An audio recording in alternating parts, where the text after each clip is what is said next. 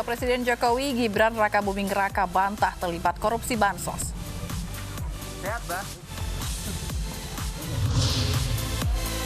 Ratusan anak di Kalimantan Barat terlibat jaringan prostitusi online.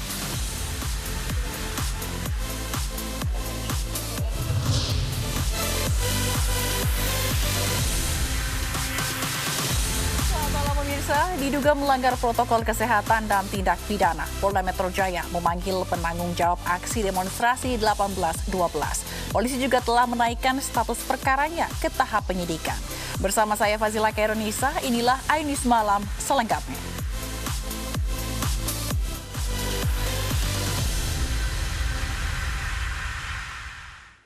Warga Kota Probolinggo, Jawa Timur digegerkan dengan penemuan mayat laki-laki di dasar sungai.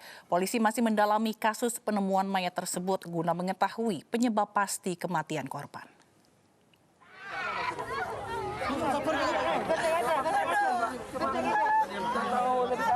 Tangis histeris kerabat pecah saat mengetahui kondisi saudaranya bernama Muhammad Ansori, 47 tahun, warga Jalan Sunan Bonang, Kecamatan Kanigaran, Kota Probolinggo ditemukan tewas Senin siang.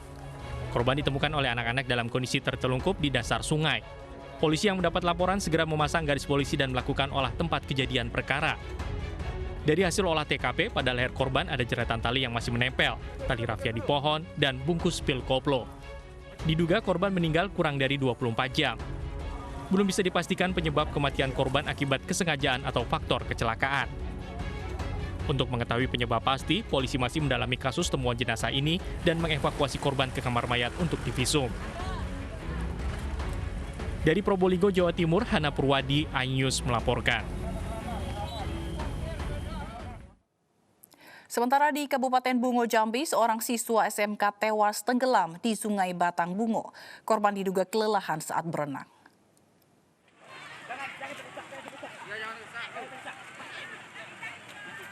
Ferdian, seorang siswa SMK tewas tenggelam saat bermain air di Sungai Bango, Desa Lubuk Kayu Aro, Bungo, Jambi. Korban diduga tenggelam karena tak kuat melawan arus saat akan menyeberangi sungai. Jenazah korban baru ditemukan warga 1,5 jam kemudian, tak jauh dari lokasi korban tenggelam. Setelah 1,5 jam tenggelam, berhasil ditemukan M. Sakir, warga Dusun Lubuk Kayu Aro. Kronologinya adalah dia mandi bersama keluarga, kemudian mencoba untuk menyeberangi air. Karena tidak sanggup untuk melawan arus air, lalu tenggelam di permukaan. Jasad korban kemudian dibawa ke puskesmas terdekat untuk divisum. Dari Bungo, Jambi, Budi Utomo, iNews melaporkan. Diduga mengantuk saat melaju dengan kecepatan tinggi, sebuah minibus berisi satu keluarga menabrak mobil box dari arah berlawanan di Bekasi, Jawa Barat. 3 orang korban mengalami luka serius, sementara 1 lainnya kritis.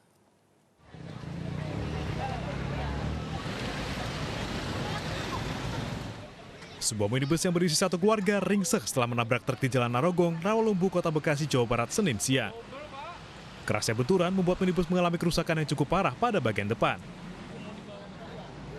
Diduga pengemudi mengantuk saat membawa kendaraan dengan kecepatan tinggi. Kecelakaan bermula saat minibus melaju dengan kecepatan tinggi dari arah utara menuju selatan. Tiba-tiba minibus oleng dan menghantam mobil box dari arah berlawanan. 3 orang korban di dalamnya mengalami luka serius. 1 diantaranya kritis dan dievakuasi ke rumah sakit terdekat.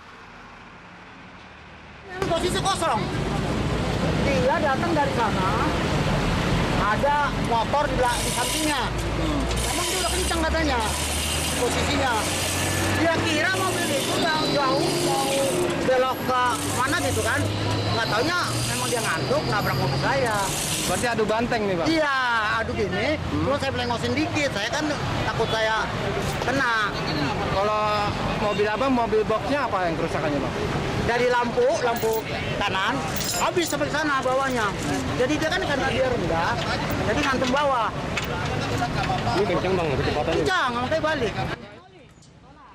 Kondisi kendaraan yang rusak cukup parah di bagian depan membuat petugas kesulitan untuk mengevakuasi kendaraan ini. Akibat peristiwa ini, akses Jalan Raya Narogong, Kota Bekasi sempat macet sepanjang 2 km. Dari Bekasi, Jawa Barat, Rahmat Hidayat, iNews melaporkan.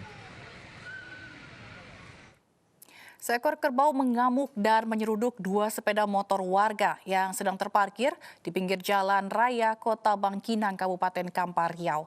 Aksi kerbau tersebut direkam warga dan menjadi viral di media sosial. Lari sana. Tinggi anda. Video jangan.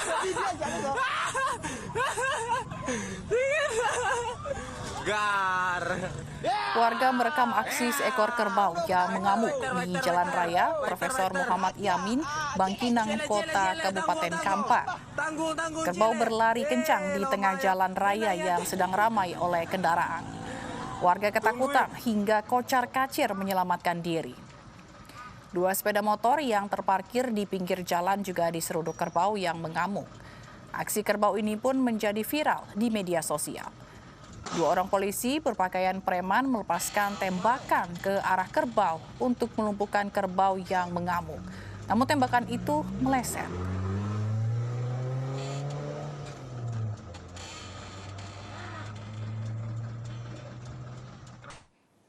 Curah hujan tinggi dalam 3 hari terakhir serta banjir kiriman membuat tanggul penahan air di Desa Ujung Pero, Kabupaten Wajo, Sulawesi Selatan jebol. Akibatnya ratusan rumah terendam banjir.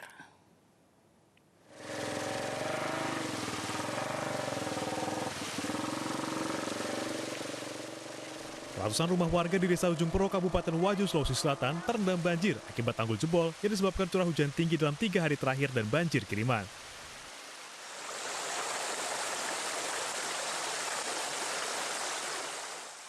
Rata-rata tinggi air mencapai 60 cm hingga 1 meter. Akses warga desa untuk ke kota terputus. Warga juga kesulitan air bersih. Menurut warga, banjir kerap terjadi di desa ini, terlebih pada musim hujan. Warga meminta pemerintah untuk segera memperbaiki tanggul. Dia membutuhkan diperbaiki tanggulnya. Tidak pernah diperbaiki Bu selama ini? Dia pernah tapi dia jebol lagi. Jebol lagi Bu ya? Kita butuh bantuan dari pemerintah untuk membantu masyarakat di sini. Sebagian warga masih bertahan di rumah mereka dan berharap bantuan dari pemerintah segera datang. Dari Wajo, Sulawesi Selatan, Amnar Sengkang, iNews melaporkan. Tidak mendapatkan bukti melanggar unsur pidana, 3 pengemudi ojek yang ditangkap karena disangka menjadi calo surat keterangan rapid test Senin siang akhirnya dibebaskan polisi. Dan dari hasil pemeriksaan, ketiganya terbukti hanya menerima ongkos jasa antar penumpang dari stasiun Pasar Senen menuju klinik. Ketiga tersangka berinisial AS, EY, dan HS. Dibebaskan karena dari hasil penyidikan tidak adanya bukti yang kuat melanggar unsur pidana. Menurut Kapolres Metro Jakarta Pusat, ketiganya terbukti hanya menerima ongkos jasa antar untuk mengantarkan calon penumpang yang ingin menjalani rapid test dari stasiun Pasar Senen menuju sebuah klinik di kawasan Galur. Jadi keterlibatannya tidak ada karena sebatas hanya sebagai pengantar saja. Dia jasanya jasa untuk mengantarkan Grab-nya itu dari titik ke titik, balik lagi ke titik. Artinya tidak ada pidananya. Pemirsa, mulai besok 22 Desember 2020, pengguna kereta jarak jauh wajib menunjukkan hasil rapid antigen negatif. Peraturan ini berlaku selama libur Natal dan Tahun Baru, mulai tanggal 22 Desember 2020 hingga 8 Januari 2021.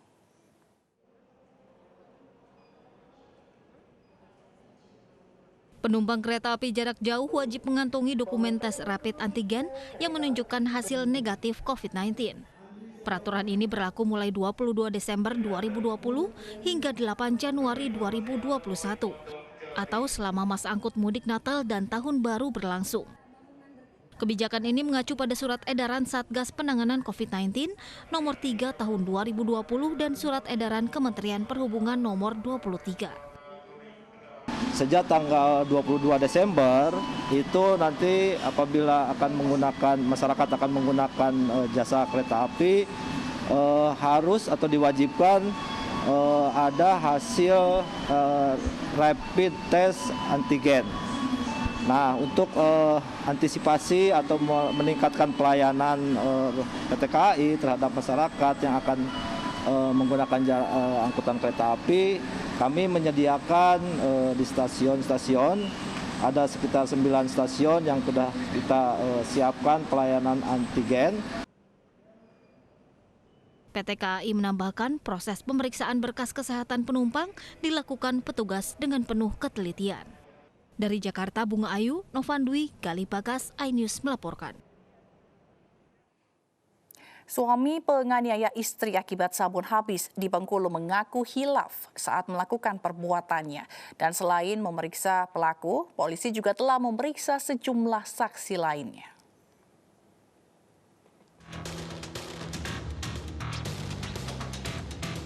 Polisi terus mendalami kasus penganiayaan dilakukan seorang suami terhadap istrinya yang dipicu sabun habis di Pahiyang, Bengkulu. Tersangka Bima Aryansyah mengaku hilaf dan tidak bisa mengontrol emosi saat kejadian. Diketahui tersangka dan korban sering terlibat cekcok. Emang udah sering ribut namanya? Pertamanya biasanya cuma cekcok aja biasa. Entah ini yang paling parah sampai sini. Ini kekerasan fisik ini baru udah sering atau gimana? Kalau kekerasan sih biasanya tidak pernah Pak, ya, cuma adu-adu mulut aja. Baru kali ini yang sampai sini. Ini kan sudah sampai ke polisi, gimana? Perasaan? Yo, rasa ada penyesalan apa? Polisi masih akan melanjutkan proses hukum terhadap tersangka karena belum ada permintaan damai dan pencabutan laporan dari pihak korban. Dari keterangan saksi yang bertetangga dengan mereka menjelaskan kalau pada saat itu saksi melihat bahwa korban keluar dari rumah itu dalam keadaan menangis dan hidungnya mengeluarkan darah. Penganiayaan bermula saat korban menyuruh tersangka mandi untuk segera pergi mengurus pinjaman modal kerja. Namun saat akan mandi, tersangka tidak menemukan sabun sehingga membuatnya naik pitam. Dengan emosi, tersangka menghantamkan kepalanya ke kepala korban sebanyak 6 kali dan meninju wajah korban. Dari hasil visum, korban mengalami pendarahan, retak tulang hidung dan pembekakan di dahinya. Selain memeriksa tersangka, polisi telah memeriksa sejumlah saksi lain dalam peristiwa ini. Tersangka dijerat dengan pasal 44 Undang-Undang Penghapusan Kekerasan dalam Rumah Tangga dengan ancaman kurungan penjara maksimal 5 tahun dan denda sebesar 15 juta rupiah. Dari Pahiyang, Bengkulu, Endro, iNews melaporkan. 6 anggota Laskar FPI mendatangi Komnas HAM. iNews Malam segera kembali dengan informasi selengkapnya.